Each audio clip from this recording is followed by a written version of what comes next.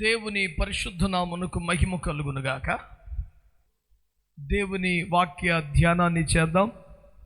నాతో కలిసి పరిశుద్ధ గ్రంథమైన బైబిల్లో నుండి ప్రకటన గ్రంథము 17వ అధ్యాయము 14వ వచనాన్ని చదివి ధ్యానం చేద్దాం. వీరు గొర్రెపిల్లతో యుద్ధము చేతురు గాని గొర్రెపిల్ల ప్రభువులకు ప్రభువును రాజులకు రాజునై ఉన్నందునను తనతో కూడా ఉండిన వారు పిలువబడిన వారై ఏర్పరచబడిన వారై నమ్మకమైన వారై ఉన్నందునను ఆయన ఆ రాజులను జయించును. దేవునికి మహిమ కలుగునుగాక. ఈ రాత్రి మీకు ప్రకటించబడుతున్న ఉపదేశం చాలా జాగ్రత్తగా వినాలని కోరుతున్నాను భక్తులందరినీ. ప్రియులారా,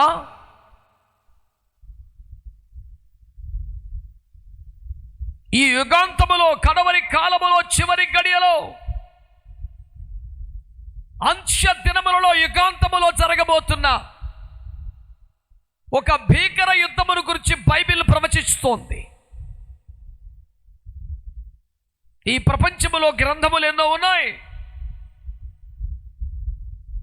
కానీ ఈ గ్రంథం ఒక్కటే పరిశుద్ధ గ్రంథం అని పిలువబడడం, మరి ఏ ఇతర గ్రంథములు కూడా ప్రపంచములో ఎన్నో శాస్త్రములు ఉన్నాయి, ఏ సైన్స్ గ్రంథము కానీ మరే ఇతర శాస్త్ర గ్రంథము కానీ పరిశుద్ధ గ్రంథం అనే పేరును పెట్టుకోవడానికి సాహసించకపోవడం గొప్ప ఆశ్చర్యం అనిపించుచున్నది. పైగా ఎంతటి మహాగ్రంథమైన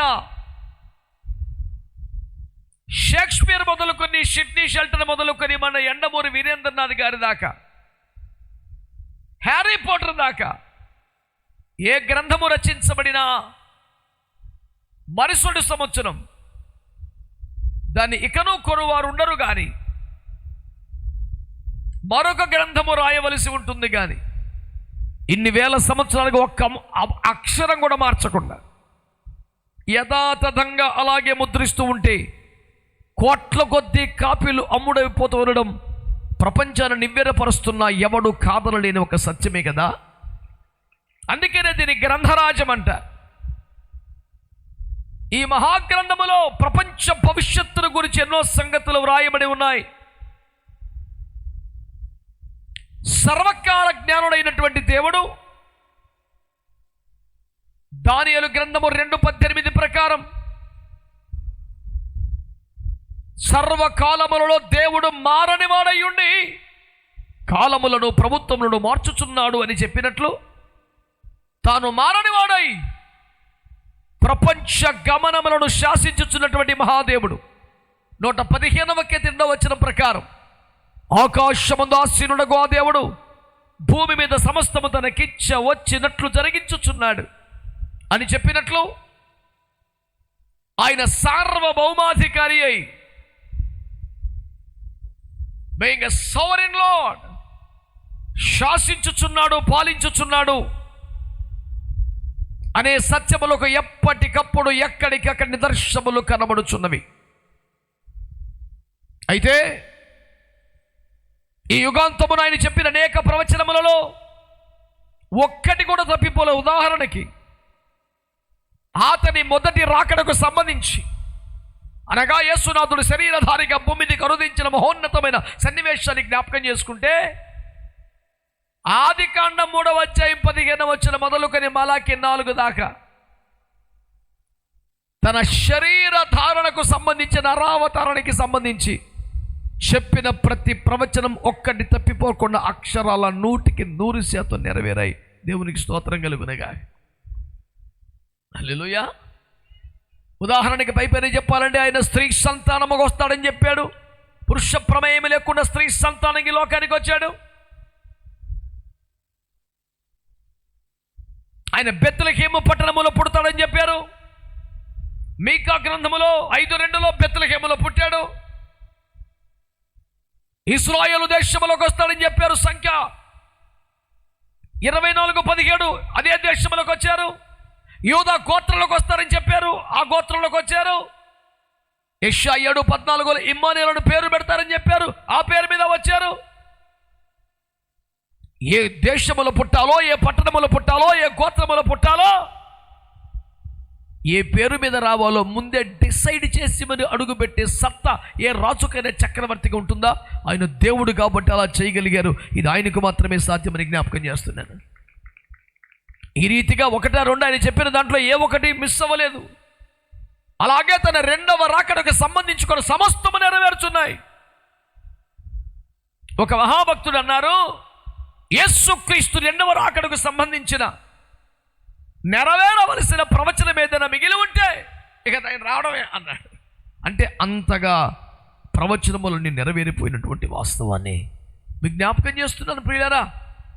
ఏం కట్టుకథలు కాదు కదా, సరదాగా పిల్లల కోసం రాసిన చందమామ కథలు కాదు కదా, మానవుల్లో నీతి న్యాయములు నైతికతను పెంపొందించడానికి రాసిన నీతి చంద్రికలు కావు కదా.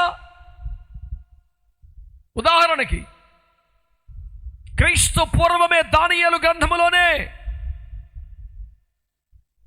ఎలాంటి ప్రభుత్వాలు రాబోతున్నాయో చెప్పారు. ఆ రాజుగారి కలిగిన మహాదర్శనములో ఒక మహాప్రతిమ కనిపిస్తోంది. దాని శిరస్సు సువర్ణమయమై ఉన్నది.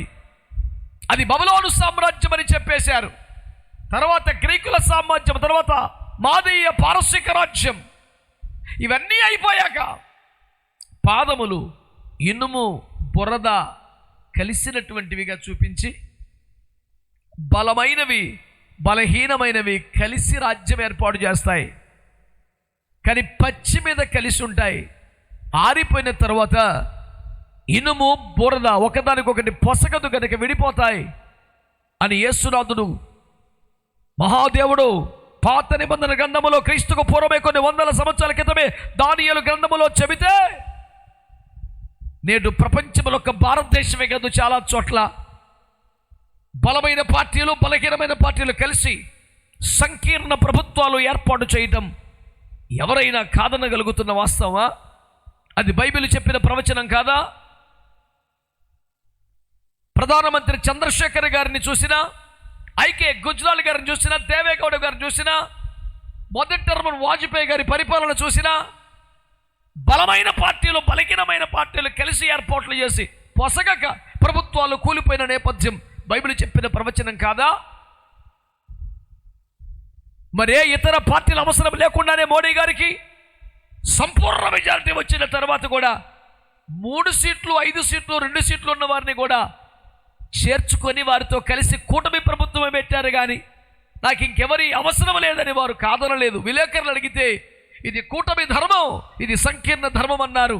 అంత పెద్ద ఆయనకి అంత మెజారిటీ వచ్చిన వారికి 2 సీట్లు 3 సీట్లు వల్ల అవసరమేముంది?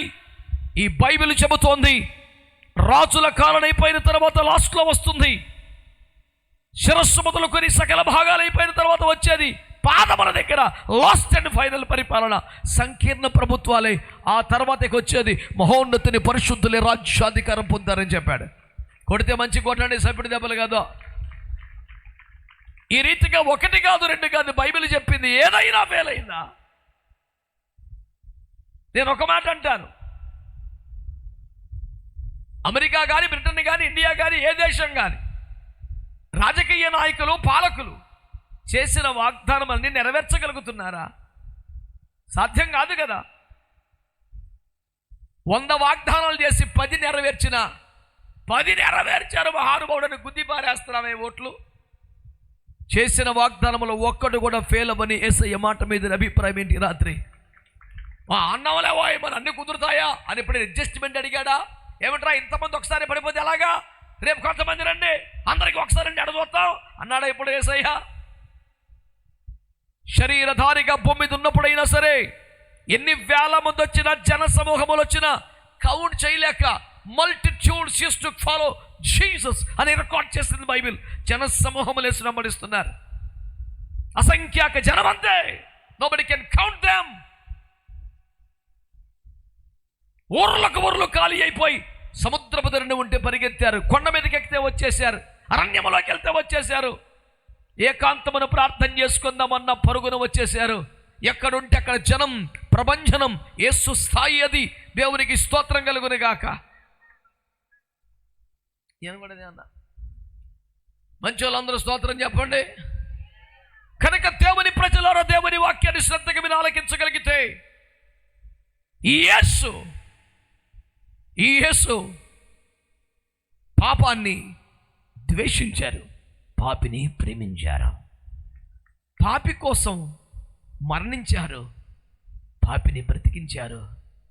పాపానికి మాత్రం ప్రాయశ్చిత్తాన్ని చేసేశారు. దేవునికి స్తోత్రం కలుగునగాక. హల్లెలూయా. ఎవరి యేసు అనుకున్నారు అందరూ? అనతి కాలములోనే యేసు క్రీస్తు ప్రభువారు లాజరు చనిపోయిన తర్వాత బ్రతికించిన తర్వాత పెట్టిన కృతజ్ఞత కూడికలో లాజరు యేసు పక్కన కూర్చొని విందారగిస్తుంటే జనం చూడడానికి వచ్చారు. యేసును మాత్రమే కాక యేసు బ్రతికించిన లాజరును చూచుటకు కూడా ప్రజలు వచ్చారు. తండాలుగా జనం వచ్చి భోజనాలు చేయటం పాయింట్ కాదు, లాజరు చూడటమే పాయింట్. ఆశ్చర్యపోయి మన కల్లారా చూశాం కదరా, ఫస్ట్ పిడికి నేనే మట్టేసాను, ఎట్లా వచ్చేసాడరా బయటికి అని అందరూ పెద్దలు మాట్లాడుకుంటూ ఉంటే సాటును నక్కి దొంగ చూస్తున్నారు. యేసు ప్రభువులో పెద్ద మహిమేమి లేదు. అంతా వడ్డీదే లేవాయ్, అంతా మూఢనమ్మకం, ఏదో అలాగా మేనేజ్ చేశాడు. వెర్రి ప్రజలను అమాయకులను అలా ఏమార్చేశాడు, సచ్చోడు అంట బతుకుతాడు అని రకరకాలుగా చెప్తామని చూస్తే ఇంటోళ్ళే వస్తే సచ్చినోడే సాక్ష్యం చెప్తుంటే బతికొచ్చిందట్టాక కూర్చుంటుంటే ఏం చెప్పినా సెట్ అవ్వకపోతే అప్పటికి అబద్ధ ప్రచారానికి చాలా మందిని డబ్బులు ఇచ్చి పురమాయించినా పరవకపోతే జనమంతా యేసు వెనకాలబడి వెళ్ళిపోతుంటే నిశ్చాష్టులై మరేమి చేతకాక వాళ్ళు సన్నాయి నొక్కుతూ పలికిన మాట యోహాను 12లో ఏముంది తెలుసా? చూచితిరా మన ప్రయత్నములు ఎట్లు వ్యర్థములైపోయినాయో, లోకము ఆయన వెంట పోయినది. పోతుంది కాదురా బాబు, జో నా హోనా తా ఆప్కే హిసాబ్ సే హో గయా భాయ్. అరే ఏది జరగకూడదు అనుకున్నావు అయిపోయాయి. अरे करने को क्या बचा, सब कुछ हो गया.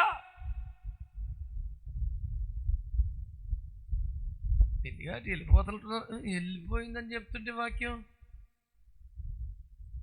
దేవునికి స్తోత్రం చెప్పండి. ఇంతేనా? అలిచిపోయిన భక్తులారా హల్లెలూయా చెప్పడానికి కూడా ఓపిక లేదా?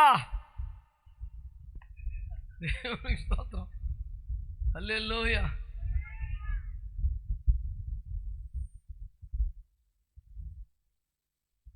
దేవునికి స్తోత్రం చెప్పండి, హల్లెలూయా. ప్రభునందు మిక్కిలి ప్రియమైన దేవుని ప్రజలారా, ఈ రాత్రి దేవుని మాటను ఆలకించండి. పిలాతుతో మాట్లాడితే ఏంటి ఆయన రాజు అంటున్నారు, ఏంటి గొడవేంటి చెప్పు అన్నారు. అంటే ప్రభువు అప్పుడు దాకా మౌనంగా ఉన్నారు. సడన్గా స్వరం తెరిచి, ఆయన స్వరం ఎట్లుంటుంది? విస్తార జల ప్రవాహాల ధారలకు మించి ఉంటుంది ఆయన స్వరం. రిజర్వాయర్ గేట్లన్నీ ఎత్తి ఎట్లుంటుంది, అడవుడు అట్లుంటుంది. ఒకసారి యేసు మాట్లాడితే దేవునికి స్తోత్రం చెప్పండి. విస్తార జల ప్రవాహ ధారలకు మించిన స్వరం అంటది. ఒక్కసారిగా గేట్లు ఎత్తే వచ్చే హోరెట్టుంటుంది. ఆయన మాట్లాడితే అలాంటి మహా జలధారలకు మించిన స్వరఘోషతో యేసు చెప్పిన మాట, నీవన్నట్టు నేను రాజునే. తుల్లిపడ్డాడే రక్తమే జయి బెంగెట్టుకోకు, నా రాజ్యం ఈ లోక సంబంధమైంది కాదని. అమ్మయ్య వెళ్ళిపోయి నువ్వు వెళ్ళిపోయింది, ఇప్పుడు రాజ్యం ఎట్టేస్తావో ఏటో. నా రాజ్యం ఈ లోక సంబంధమైంది కాదు. ఇక్కడే మతలం ఉన్నది. ఏమిటి తెలుసునా? నా రాజ్యం ఈ లోకంలో లేదనలేదు. యేసు రక్తం ఏం చేయండి చెప్పండి. ఇప్పుడు నా రాజ్యం ఈ లోకములోనే లేదు అంటే లోక సంబంధం లేదని ఎందుకు చెప్పాలి? ఉంది కానీ సంబంధం లేదు కాబట్టి చెప్పాల్సి వస్తుంది. అసలు లేకపోతే చెప్పేది ఏముంది? యేసు రక్తం ఏం చేయం? మౌనము నీశ్వరులారా మీకు వందనములు. ఏదో ఒకటి పలకండి రా మహానుభావులారా. దేవునికి స్తోత్రం చెప్పండి. నా రాజ్యం ఈ లోకములో లేదని లేదు, ఉంది కానీ ఈ లోకముతో సంబంధం లేకుండా ఉంది. ప్రత్యేకించబడి ఉంది, ప్రతిష్ఠింపబడి ఉంది, వేర్రుబాటు జీవితాన్ని కలిగి ఉంది. పలు రక్కేసి చెట్ల మధ్యలో వల్లి పద్మలాగున్నది. ఏమండి, జల్దర వృక్షాల మధ్యలో జల్దర వృక్షం ఉన్నట్లే నా ప్రియుడు ప్రత్యేకంగా ఉన్నాడు. స్త్రీలలో కూడా అతి సుందరిగా ఉన్నదని వాక్యం చెబుతోంది. స్తోత్రం చెప్పొచ్చుగా. మెట్టల శిఖరముల మీద నుండి ఆ జనమును చూస్తున్నాను. అదిగో ఒంటిగా నివసించు జనమును లెక్కించబడని సంఖ్య 23:9 చెప్పాడు. ఎస్తేరు 3:8 వారి విధుల సకల జనుల విధులకు వేరుగా ఉన్నాయని చెప్పాడు. అపోస్తలు 2:40 మూర్ఖులకి తరం వారికి వేరుగా ఉన్నది సంఘం అని చెప్పాడు. స్తోత్రం చెప్పరే. హెబ్రీ పత్రిక 11 చివరిలో అసలు ఇలాంటి పరిశుద్ధులకు లోకమే తగ్గింది కాదని చెప్పాడు. స్తోత్రం చెప్పొచ్చుగా. గట్టిగా హల్లెలూయా చెప్పండి, హల్లెలూయా. ఈ రాత్రి దేవుని వాక్యం మాట్లాడుతుంది, నా రాజ్యం ఈ లోకములోనే ఉన్నది. ఏమిటా రాజ్యం? ప్రకటన గ్రంథం 1వ అధ్యాయం 6-7 వచనములు చూడగలిగితే, ఆయన రక్తమిచ్చి ప్రాణమిచ్చి ప్రజలను కొని వారిని దేవునికి ఒక రాజ్యముగా చేశాడు. యేసు రక్తముతో కొనబడ్డవారే దేవుని రాజ్యం. ఆ రాజ్యం మన మధ్యలోనే ఉన్నది. కానీ ఆ రాజ్యానికి లోకంతో సంబంధం. స్తోత్రం చెప్పొచ్చుగా. రోషము, కసి, క్వాలిటీ ఉంటే ఆమె అలాంటి మాటలు చెప్పినప్పుడు, ఆ రాజ్యం మనమే, మనకి లోకంతో సంబంధం లేదు, లోకములో ప్రత్యేకంగా ఉండాలా అని చెబితే అదేం రకం అసలు? కసి రోషం లేకుండా సల్ల కూర్చున్నావు. అసలు ఆ మాత్రం పురుగులు కొట్టపోతే పడుకుని పోయే రకం ఈ పాటికి నువ్వు. అసలు ఎంత పోగేసినా పోట్లది పురుగులు మండిపోను. దేవునికి స్తోత్రం చెప్పండి. పాపం లీటర్ కిరతాలు తగలబెట్టాడు పిల్లోడు కానీ. స్తోత్రం, హల్లెలూయా. ప్రభునందు మిక్కిలి ప్రియమైన దేవుని ప్రజలారా, ఈరోజు దేవుని వాక్యాన్ని ఆలకించండి శ్రద్ధగా. ఎక్కడండి ఆయన మాటల్లో ఒక్కటైనా ఫెయిల్ అయిందా? ఎప్పుడు ఎక్కడ జరగల. ఆయన జరగబోతున్న ఇంకొక మాట చెప్పాడంటే తెలుసా? ఈ లోకములో రాజులందరూ ఏకమైపోయాట, యేసయ్య మీదకి వస్తారంట. మమ్మల్ని చాలా పెడుతున్నారండి. మరి అదొకలాగా యేసు మీదుగా వస్తున్నారు. నువ్వెంత నేనెంత? దేవునికి స్తోత్రం కలుగును గాక.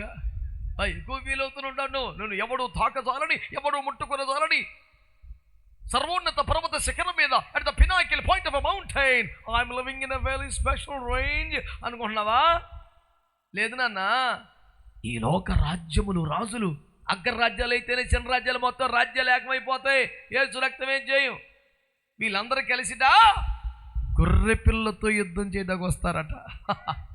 అయ్యా, గొర్రె పిల్లతో యుద్ధం చేయటానికి రాజులు వస్తున్నారు అనండి.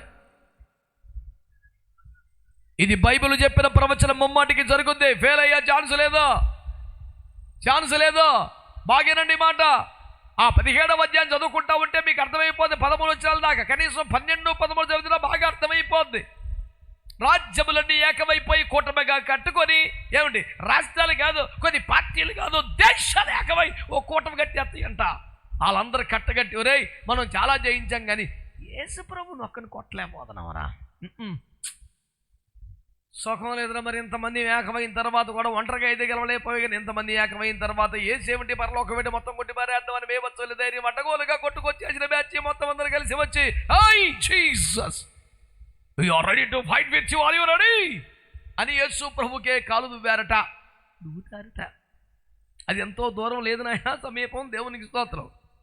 మాట్లాడరా? లేదు, చరిత్రలో ఎదిగిన వాడు ఎవడైనా 1948 నుంచి ఇప్పుడు దాకా చరిత్రను చూసిన వాడు ఎవడైనా ఇజ్రాయెల్ దేశం వచ్చి దుబాయ్తో ఒప్పందం పడుతుందని సంతకాలు పెడితే వాడు ఊహించాడా? జరిగిందా? జరిగింది. ఐక్యరాజ్య సమితి కలలుగానే లేకపోయింది. యేసు రక్తం ఏం చేయం? శాంతి కపోతలు ఎగరేస్తాం తప్ప ఆయన ఇక్కడికి దింపలేకపోయింది. యేసు రక్తం ఏం చేయం? కానీ బైబిల్ చెప్పిన ప్రవచనాలు నెరవేరుతున్నాయి. దేవునికి స్తోత్రం కలుగునగాక. పుక్కటి పురాణమా, కథా కాలక్షేపమా, నీతి చంద్రికల, చందమామ కథల, సింధుబాద్ కథల, ఏమిటి సార్ ఇవి? ప్రపంచ భవిష్యత్తుల గురించి మాట్లాడిన బైబిల్ని మీరు ఒకసారి చదవమని పిల్లలకు పెద్దలకు నేను దండం పెట్టి మరి మనవి చేస్తున్నా. ఇది నీకు నష్టం చేసే పుస్తకం కాదు, నేను టైం వేస్ట్ చేసే పుస్తకం అంతకన్నా కాదు. యేసు రక్తం ఏం చేయం? ఆచార్య ఆర్ఆర్కే మూర్తిగా అన్నారు, బైబిల్లో తప్పులు పట్టుకుందని బైబిల్ చెబితే అది నా తప్పులు చూపించింది, మారిపోయింది అన్నాడు. స్తోత్రం చెప్పరే. హల్లెలూయా. పండిత రామాభాయి గారి సాక్ష్యం చెబితే నీకు అర్థమైంది. సాధు సుందర్ సింగ్ గారి సాక్ష్యం నీకు అర్థమైంది. దేవునికి స్తోత్రం చెప్పండి. ఇంత సప్పగా స్తోత్రం చెప్పే వాళ్ళందరినీ ఆడిపోగేసావు నాయన. అందరికి వందనాలు తండ్రి. స్తోత్రం చెప్పండి. కొంతమంది బెంగేంటండి స్తోత్రం చెప్పినప్పుడు గౌక నేను పురుగు నోట్లకి వెళ్ళిపోతాం టెన్షన్. ఎన్నో జీవరాశులను పంపించేసాం. ఇప్పటికి మనం ఏ కోటాన్ని వదిలేము. దేవునికి స్తోత్రం. పుట్టినరోజు కాంచి జ్ఞాపకర్త కూడా దాకా అదే జీవరాశి. స్తోత్రం చెప్పండి. అసలు టెంట్లో కానీ వంటలో కానీ ఎక్కడా మార్పు ఉండదు. ఏ కోటం మనం చూసి గుర్తుపడతాకు ఉండదు. అది జ్ఞాపకర్త కూడా తెలదు. ఎప్పటికైనా నీట్గా అదే. దేవునికి స్తోత్రం కలుగునుగా.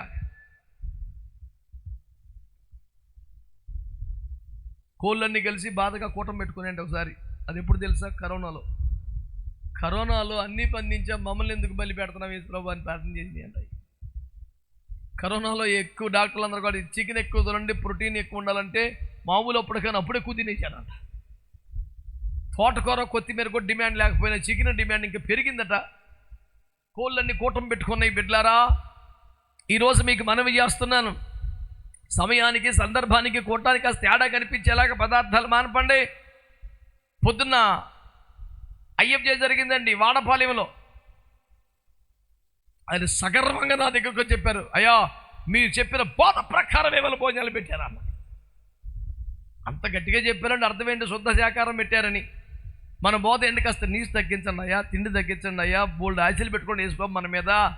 మీరు తిండి వలనను మరి దేని వలన మద్యం కంటే ఇతర డ్రగ్స్ కంటే సకల పాపించే పదార్థాల కంటే మొత్తకు వచ్చేది క్రైస్తవులకి తిండి వల్లనే. అంత చెడిపోయి ఎవరు తాగే ఎత్తలాంటి తిండి కాదా మొత్తం కారణం. కొంచెం కంట్రోల్ చేయమని దేవుని వాక్యం చెప్పింది. మితమగా ఉండమని చెప్తున్నాడు. స్తోత్రం ఒక్కరు చెప్పలేరు.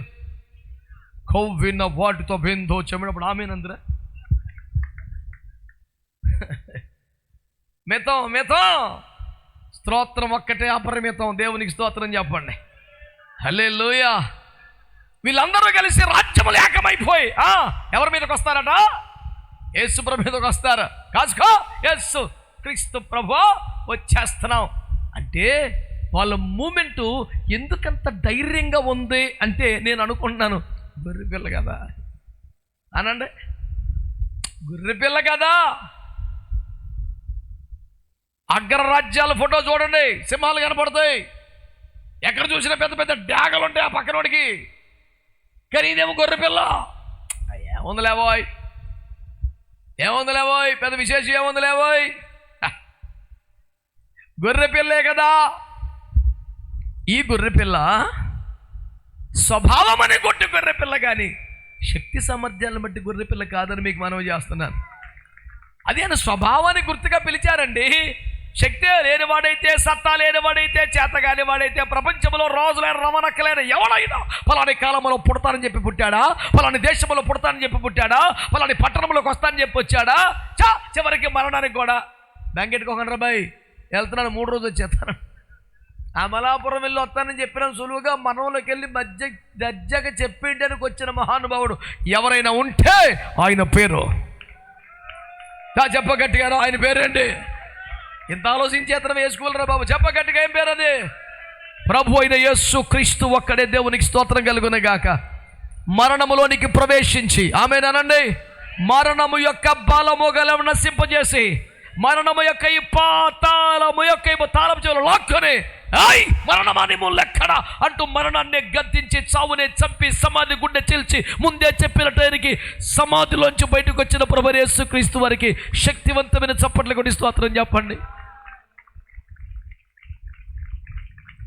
ఈ మరణమును ఓడించిన మహాబలుడు ఎవరు? గొర్రెపిల్ల. అందరినీ భయపెట్టి అందరినీ లొంగ తీసుకున్నటువంటి ఆశల కోరికల పాపిష్టి వ్యవహారము దగ్గర తల వంచక నిలబడిన మహాధీరుడెవరు? గొర్రెపిల్ల. అందరినీ పడగొట్టేసింది. ఎంతటి వారులైనా ఇంతేలే అన్నారు. యేసుని గురించి అనలేరే. 3 కేసులు పెట్టారు యేసు బాబు మీద. ఏమండోయ్,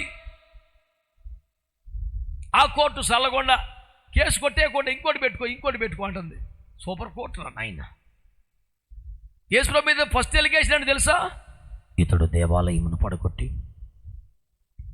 3 రోజులు మళ్ళీ కట్టేస్తారు. సిలివేసి అంటే జడ్జికి మెంటలో వచ్చింది. ఇదేం కేసురా? దేవాలయం పడగొట్టి 3 రోజులు కడతానంటే సిలివేసేయాలా? నువ్వు నమ్మితే నమ్ము, లేకపోతే మానే. లేకపోతే నువ్వు రాజకీయ నాయకులా నేను 2 రోజుల్లో కట్టేస్తానని చెప్పుకొని ఆ మాత్రం చంపేస్తాం ఎందుకురా? లాజిక్ లేదు, పాయింట్ లేదు. సన్నాసి రకం పనికి మళ్ళీ కేసు ఇంకోటి పెట్టుకో, మంచిది పెట్టుకో అన్నాడు. మళ్ళీ వచ్చారు వీళ్ళందరూ కొడుకుని ఏం పెడితే బాగుంటుంది రాబా? అరే నేను రాజుని అన్నాడు, రాజ్యద్రోహం కేసు కింద పెట్టాయి అన్నారు. ఇతడు నేను రాజునే అన్నాడు. మరి రాజుగారికి ఎత్తిన కుట్ర చేసినట్టే కదా. నువ్వు కూడా చెప్పుకుంటారా నేనే రాజునని. దానికి కేసు అంటే పనికి మళ్ళీ కేసు కొట్టి పారేశాడు. అమ్మా ఇది కూడా పోయిందా? ఈసారి నేను దేవుని కుమారుడు అన్నాడు, నేను విన్నాను అంటే ప్రధాని అక్కడ బట్టలు చింపేసిపోతాడు. మరి మనుషులందరూ దేవుని కుమారులు కాదట్రా? అదో కేసా? సృష్టించిన వాడు తండ్రి, సృష్టించబడ్డవారు సంతానం. ఇందులో లాజిక్ ఏంటి? కేజీ అంటారా సన్నాసి రకం. ఈ 3 కేజీలు అయిపోయాక పెద్ద ఆయన అన్నాడు, నువ్వు గుట్లు చింపేసుకుంటున్నావు తప్ప ఇతను ఎందు నాకు మరణముకు తగిన దుష్కార్యం ఏది కనపడతలేదు అన్నాడు. 10 ఆడు మాట పెద్ద మాట కాబట్టి సిలువ ఎత్తావు లేదంటే కుదరదు అన్నాడు. అని కుదరదు అన్నాడు. వాళ్ళు ఒప్పుకోవట్లేదని ఈ యేసుప్రభు దగ్గరికి వచ్చాడు. నేను నీకు క్షమాభిక్ష పెట్టగలిగిన రేంజ్లో ఉన్నోడిని, ఏమన్నా చెప్పుకుంటూ ట్రై చేయి, ఇదే మీకు అవకాశం అంటే, నేను నా ప్రాణమును పెట్టగలను, మరలా దాన్ని తీసుకోగలను. మరి ఛాన్స్ ఇచ్చాం, మరి క్షమాభిక్షకి నీ ఇష్టం, సిలువే చేస్తాను. పై నుండి అధికారం ఇయ్యబడితే తప్ప నీకే అధికారం లేదు. టెన్షన్ పెట్టుకోక, ప్రశాంతం కూర్చో అన్నాడు. మనోడు పవర్ ఎంతో 5 నిమిషాలు తెలిపోయింది. ప్రజలందరూ వచ్చి సిలువ వేస్తాం లేదు, కుదరదు, ఇక్కడ సుప్రీంకోర్టు జడ్జిగా చెప్పుచున్నానంటే కనబడిపోయారు. అందరూ లేచి నుంచోండి, చేతులు కడిగేసుకొని మీకు దండం పెడతాను. అల్లరి ఎక్కువగుచున్న దగ్గర నా వలన ప్రయోజనం లేదని గ్రహించిన పిలాతు తమకి ఇష్టం వచ్చినట్టు చేయడం యేసు వారి చేతులకు అప్పగించేశాడు. ఎంతగానో చేసే ఉంది నాయన, ఎవడూ చేయలేడు. ఈ లోక న్యాయాధిపతులు న్యాయమును అనుసరించి తీర్పు తీర్చుతున్న మాట నిజమా? జరగదు. జనం మాటే పెద్ద మాటే పెద్ద కొద్దిగా గెలుస్తుంది. న్యాయాధిపతి కూడా ఏమి చేయలేడు ఆనాడే చెప్తే, ఈనాడు ఇంకేం ఆశలు ఉంటాయి? యేసు రక్తమే చేయం.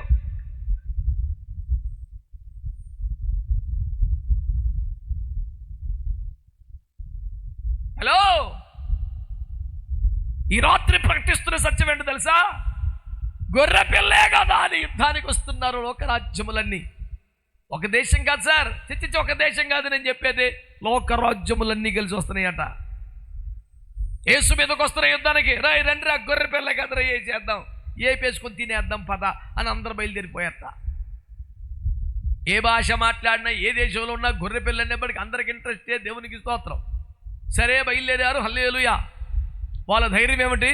గొర్రెపిల్ల కదా, ఈ గొర్రెపిల్ల కాలానికి జయించినవాడు, ఈ గొర్రెపిల్ల పాపాన్ని జయించినవాడు, ఈ గొర్రెపిల్ల శరీరధారిగా ఉన్నప్పుడే, ఆమెనండి అనండి, శరీరధారిగా ఉన్నప్పుడే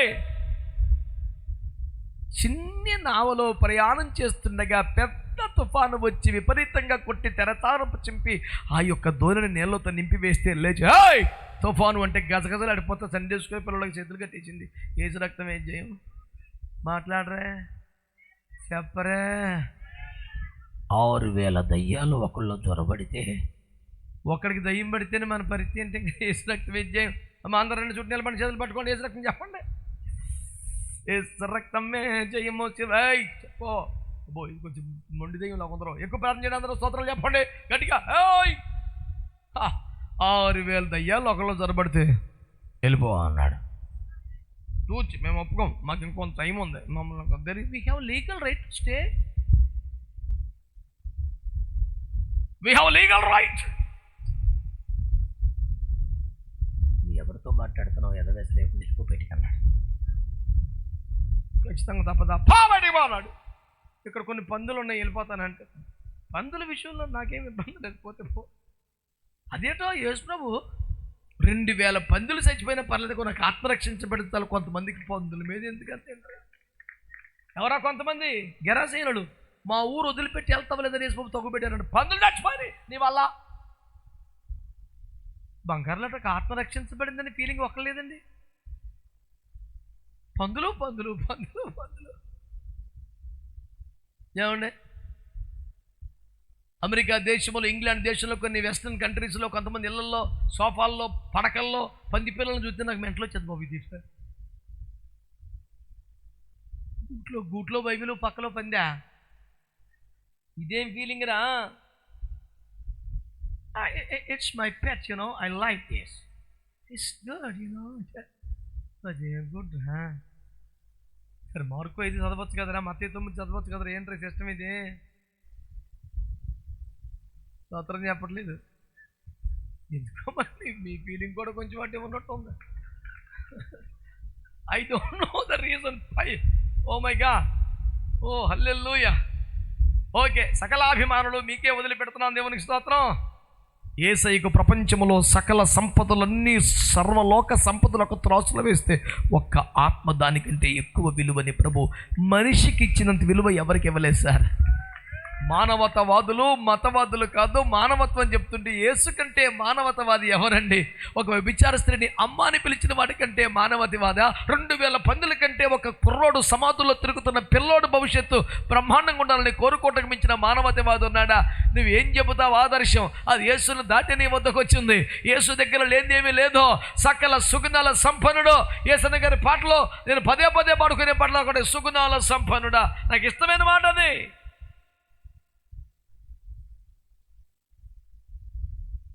ఇంత మొత్తం పాపిష్టి బతుకులో ఒక సుగుణం కనపడితే దాన్ని హైలైట్ చేసుకొని మురిసిపోవడమే మానవ జీవిత నైవేద్యం. కానీ వెతికినా దొరకని లోపం అంతా సుగుణాలే. మానవ జీవితం అంట ఒక గులాబీ చెట్టుతో పోల్చాడు. దాని కాండమంతా ములులే, ఆకుల కింద కూడా ములులే. 99 ములులుండి ఒక్క పువ్వు ఉంటే ఆ చెట్టుకి డిమాండ్ ఒక్క పువ్వును బట్టి. మా చెట్టు బాగా పూసిందండి, చాలా చక్కగా చాలా పెద్ద పువ్వు వచ్చేసిందండి. దాన్ని పట్టుకొని దాని దగ్గర ఫోటో తీసుకొని దాన్ని పక్కన ఉండి దాన్ని ఎవడు కొయ్యకుండా కాపలాగా ఎంత మురిపమో. ఒక్క పువ్వుకి 99 ముళ్ళులు. అదే మానవుల్లో ఒక్క ముళ్ళుండి 99 పువ్వులున్న ఆ ముళ్ళును చూపించే ప్రపంచమంతా గోళం చేసే పాపిష్టి సమాజం భూమి మీద ఉండగా వెతికి పట్టుకోవటానికి బోధత్తులతో తిరిగితే ఒక్క లోపము కానరాని మహాపరిశుద్ధుడు నేను ప్రకటిస్తున్న ప్రభువైన యేసుక్రీస్తు వారు. యేసు ప్రభు మీద ఓరి నాయన నిరూపణ కాదురా తండ్రి, ఆరోపణ చేయడానికి కేసు దొరకలేదు. ఇతర మద్యపానంలో దొరికాడు, వ్యభిచారంలో దొరికాడు అంటాక ఏదిరా కేసు? నేను దేవుని కుమారుడు నన్ను సిలివేశాయి, నేను రాజును నన్ను సిలివేశాయి, పెడతాకే కేసు దొరకలేదు అంటే నిరూపణ సంగతి దేవుడు ఎరుగు. అలాంటి సచ్చీలుడు సుచరిత కలిగిన వాడు మహాపరిశుద్ధుడు. అతన్నా మీరు గొర్రెపిల్లనేది. అరే రే రే రే రే రే కాలమును జయించిన వాడా గొర్రెపిల్ల, సాతాను శక్తులను ఓడించిన వాడా గొర్రెపిల్ల, అరిషత్వర్గాలను జయించిన వాడా గొర్రెపిల్ల, ప్రకృతిని శాసించిన వాడా గొర్రెపిల్ల, నేల మీద నడిచినట్టు నీటిపై నడిచిన వాడా, నడిపించిన వాడా గొర్రెపిల్ల, చివరికి చావునే చంపి సమాధి గుండె చీల్చి దర్జాగా వచ్చి నిలబడిన వాడా గొర్రెపిల్ల. నేను చెప్పేది గొర్రెపిల్లని పేరు తన స్వభావాన్ని బట్టి పెట్టారండి. అదొక బిరుదు. కవి కోకిల కవిత విశారద అంటే ఆయన కోకిల పడే పాడతారనా? ఆమె కోకిలని కాదు, నైటింగేల్ ఆఫ్ ది ఇండియా అన్నారు. ఆమె కోకిల అయిపోయింది కానీ కంఠమంత కమ్మగా ఉందని. స్వభావాన్ని బట్టండి. కానీ చేతకాంతనం బలహీనత కాదు. యేసయ్య సర్వశక్తియు మిక్కిలి కనికరమును కలిగిన వాడు. ఆ మిక్కిలి కనికరం ఈ శక్తికి తోడవు బట్టి కనికరము వ్యాప్తి చెందినంతగా శక్తి తెలియక గొర్రె పిల్లనుకొని సకల రాజ్యములు రాబోతున్నాయట తొందరలో. ఒక వ్యక్తి కాదో, ఒక సమాజం కాదో, ఒక సంస్థ కాదో, ఒక సిద్ధాంతం కాదు, లోక రాజ్యములు ఏకమై యేసు మీదకి రాబోతున్నాయి. నేను మనవి చేస్తున్నాను, గొర్రె పిల్లే కదా అనుకున్నారు. వదకు తేబడిన గొర్రె పిల్ల బొచ్చు కత్తిరించు అనేది మౌనముగా ఉన్నట్టు క్రీస్తునాథుడు శిలువ సమయంలో మౌనముగా ఉన్నందున అది చేతగానితనం అనుకుంటే. నేను ఒక పెద్ద ఆయన్ని అడిగాను ఎలవాయ్ పెద్ద చెప్పే యేసుప్రభు గురించి. చెత్తకు కొట్టేసి మేకలు కొట్టి అవతల పడితే నోరు పూసుకొని చచ్చిపోయినాడు. అతను గురించి అంటారు బాబు చెప్తున్నావు. నేను అన్నాను, అది కాదండి, మానవుల పాపానికి శిక్ష భరించడానికి ఎలవా పనికి మన లాజిక్ లేని పనికి మాటలు మనం చెప్తావు. అందరి కోసం చచ్చిపోయాడంట, ప్రాణం పెట్టాడంట, సముద్రంలోకి వెళ్ళిపోయాడంట. కాదు సార్, ఆయన ముందే చెప్పినట్టు సమాధిని గెలిచి తిరిగి లేచాడు కదండి. ఎలవా ఆయనకి పరిమళ కథలో. నేను అన్నాను, సార్ యేసు సిలువలో చనిపోవటం మీరు చూసారా? నేను ఎలా చూస్తాను, పొరపని చేస్తాను. 2000 సంవత్సరాల క్రితం జరిగింది అది. నాకు ఇంకా 50. ఓకే, మరి ఎలా తెలుసు అంటే బైబిల్లో ఉందిగా అన్నాడు. యేసును మేకులు కొట్టారు, కొరడాలతో చీల్చారు, బల్లెంతో పొడిచారు, సిలువకు బిగించారు అనేది ఆయన దేన్ని బట్టి అంత గట్టిగా చెప్తున్నాడు అంటే బైబిల్లో ఉంది కాబట్టి. మరి అదే బైబిల్లో తిరిగి లేచాడు ఉందిగా. ఇత్తొచ్చు, నేను నమ్మను. ఒరే అర్ధాకలి మహాపాపం అదేమిట్రా? సిలువ మరణం బైబిల్లో ఉంది కాబట్టి నమ్మాడట. పునరుత్థానం బైబిల్లో ఉందని నమ్మడంట. నీ చిత్తానికి నువ్వే మహారాజు, నిన్ను కాదంటే నేనేమండి బాబు, నేనైతే నమ్ముతున్నాను. బైబిల్లో సిలువ వేయబడి చచ్చిపడిన మాట నిజమైతే తిరిగి లేచిన నిజమేగా. అంటే బైబిల్ అంటే సిలువ మరణం దాకా అబద్ధాలు సత్యాలు రాసి అక్కడి నుంచి అబద్ధాలు మొదలెట్టిందంట. ఏమిటి సార్ మాట్లాడితే లాజిక్ ఉండాలి. దేవునికి స్తోత్రం. పోనీ ఇంకేదైనా పుస్తకాలు ఉందా యేసులోకి? బైబిలేగా అంత తేటగా చెప్పింది.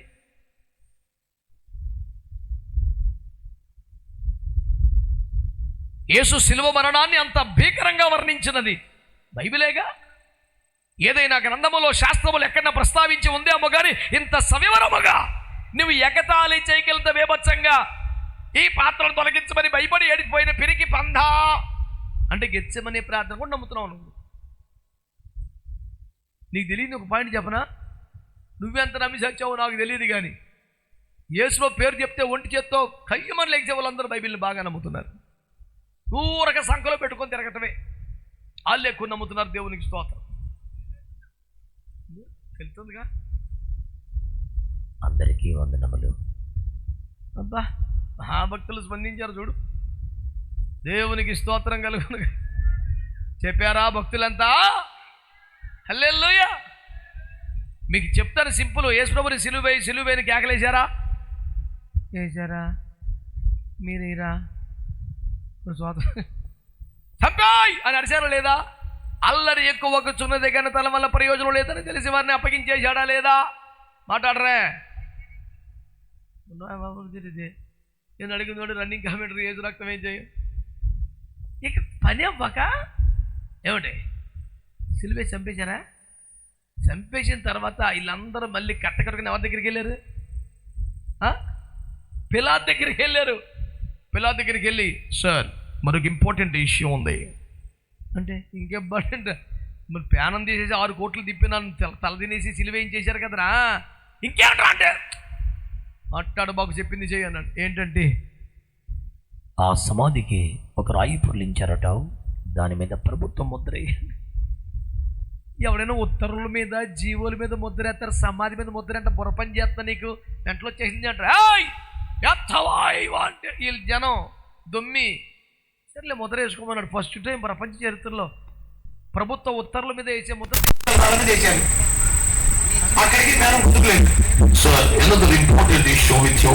మళ్ళీ కేంద్ర మంచి సంఖ్యలు నిర్మించడం సమాధికి. ఒరే నటోరియస్ క్రిమినల్కి ఉగ్రవాది లాంటి ఎవరికైనా సంఖ్యలు సమాధికి సంఖ్యలు లేంట్రా పని చేస్తున్నది నీకు. బాబోయ్ యూదులంత తెక్క భూమిని కడుకుంటుందండి. ఏం చేశారు మళ్ళీ? అది కూడా అయిపోయింది sir. One last request with supreme court. ఏం చెప్పండిరా తినేస్తున్నారు ఏంటారు నన్ను, ఏంటి చెప్పండిరా అన్నాడు. అంటే ఒక 50 మంది మిలిటరీ వాళ్ళని అక్కడ పెడితే బాగుంటుంది. He is dead Jesus, there is no problem with the dead person. You know, చచ్చిపోయినోడితే మీకు ప్రాబ్లం ఏంట్రా? శరీరం రక్తం అంతా కారిపోయి నీరు కూడా బయటికి వెళ్ళిపోయి గాయపరిచి ఒట్టి కట్టెగా పిండి దులిపి ఆరేసిన దారపోగ్గా మారిపోతే అతనిలో మీకు ప్రాబ్లం ఏంట్రా? రక్తం లేదు, నీరు లేదు, ఎండిపోయాడు. ఏంటి ప్రాబ్లం? ఇప్పుడు చచ్చిపోయాడు కదా, ఇంకా కసి తీరలేదా? ఓరి జడ్జియో నీకు ఎట్ట చెప్పాలరా దేవుడా? అతను బ్రతికొండగా 3 రోజులు వచ్చేస్తానని చెప్పాడు. మాకు టెన్షన్ ఉందని నీ దండం పెడతాను. యేసువా రమండి, నజరేతువా రమండి, శిష్యులమండి, అపోస్తులమండి, బలవంతులమండి. ఈ మండి వాడు అందరూ తలుపులు వేసుకొని మండి బిర్యానీ తినేస్తున్నాడు. అరే 3 రోజు వచ్చింది ప్రభు వచ్చేస్తానని ఒక్కడ నమ్మితే ఏం చేయాలి సార్ మీరు చెప్పండి? పెద్ద అయినా సమాధి కాడ బొకే పెట్టి ఉంచవాళ్ళు వద్దా? అవునా కాదు చెప్పండి.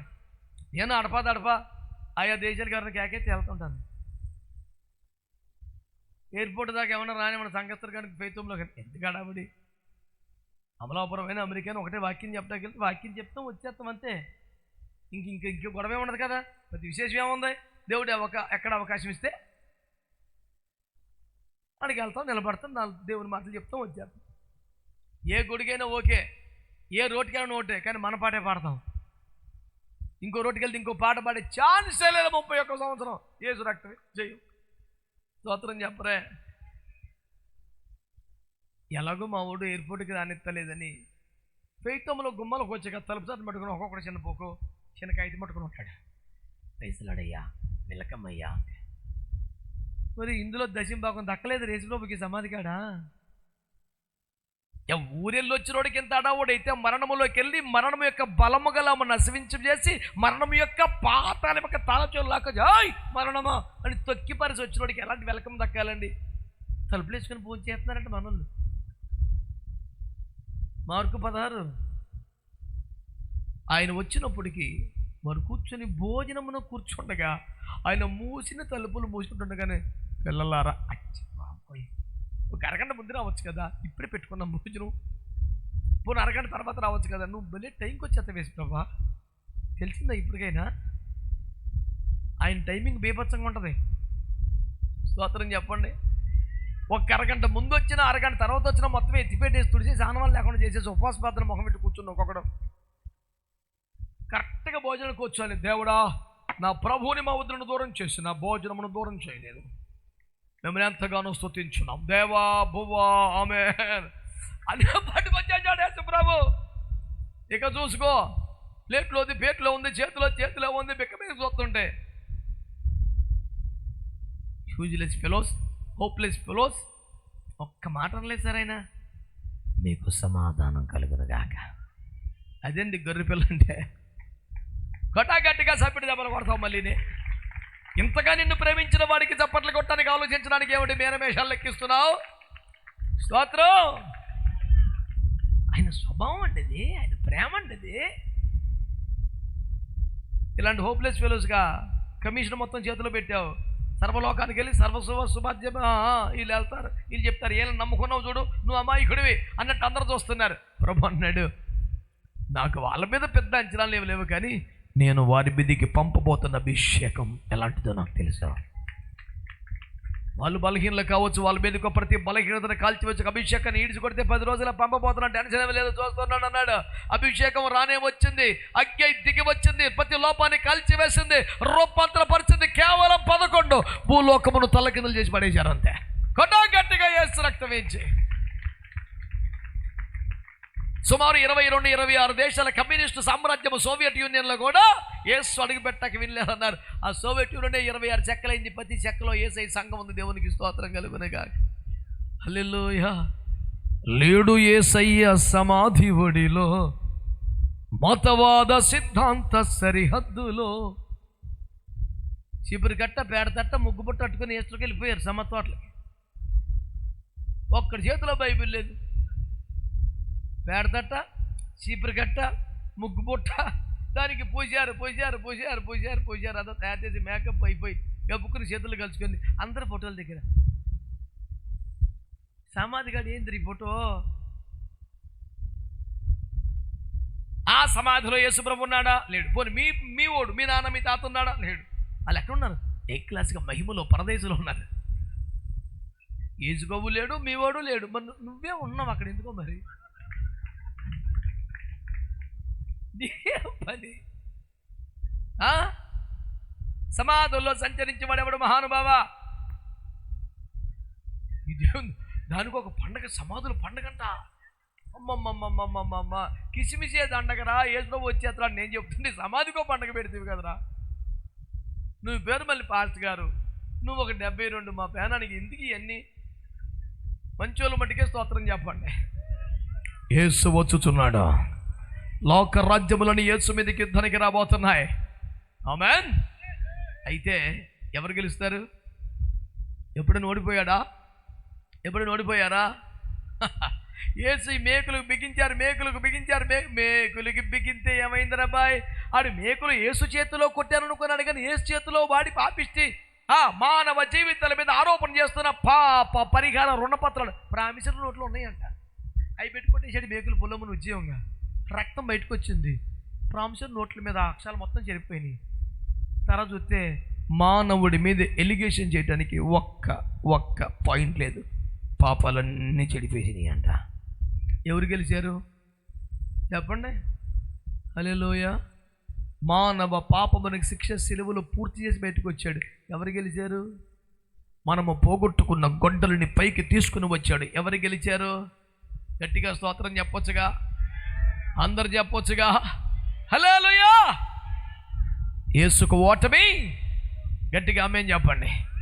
గొర్రె పిల్ల ప్రభువులకు ప్రభువును, రాజులకు రాజునయ్యున్నందున ఆయన వారిని జయించను. గట్టిగా స్తోత్రం చెప్పండి, అందరు చెప్పండి గట్టిగా.